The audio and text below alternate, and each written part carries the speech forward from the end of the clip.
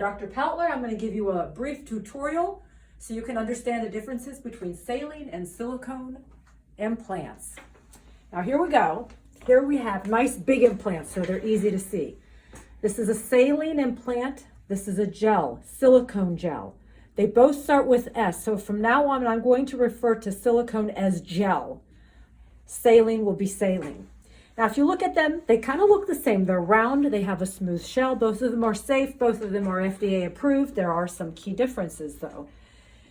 The saline has a valve right here in the front. And that valve is how, over here, is how the implant is filled, okay?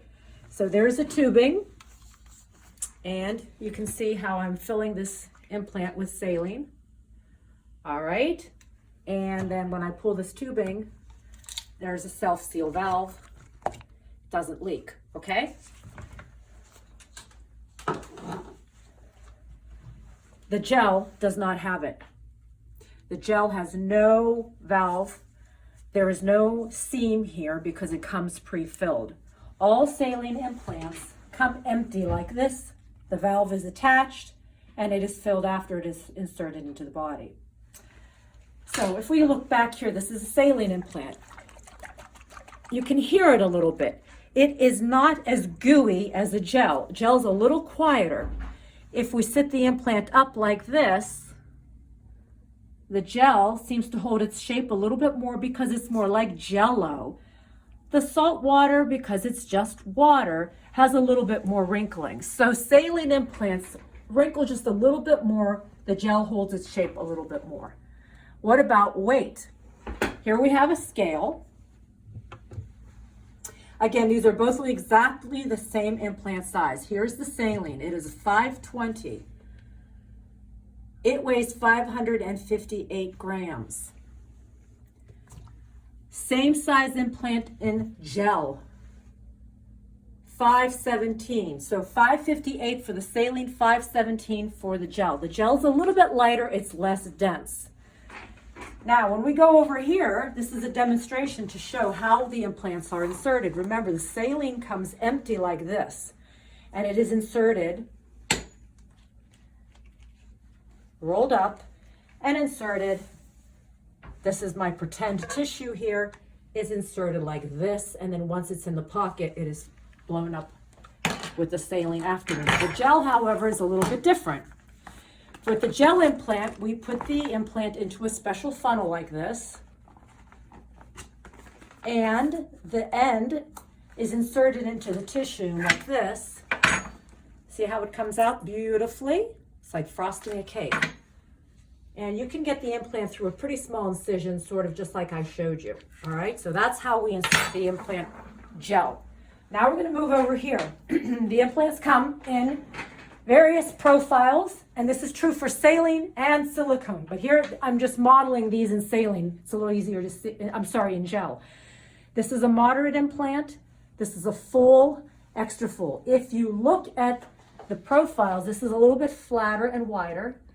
This is a little bit more in the middle, and this one's a little bit more narrow and has more projection, so it sticks out more. It gives a little bit more cup size. Then there's also two other profiles. There's a low profile and extra low profile. They're very flat and wide. I don't tend to use them too much. They don't give you any projection, but you can see moderate, full, extra full. And then they're also available in various degrees of gumminess. Now this is just gel. All gel implants today are gummy.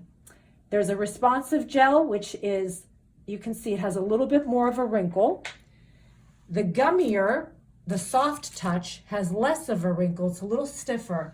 And the most gummy of them all is called the cohesive. You see, it almost holds its shape perfectly. This is a little bit firmer. This is the softest. This one's in the middle. And it's just all patient preferences. The stiffer the implant, a little bit more of an enhanced upper part of the breast is given with the aesthetic result at the end. And then the last thing I'm going to demonstrate to you is what happens if the implant is to fail.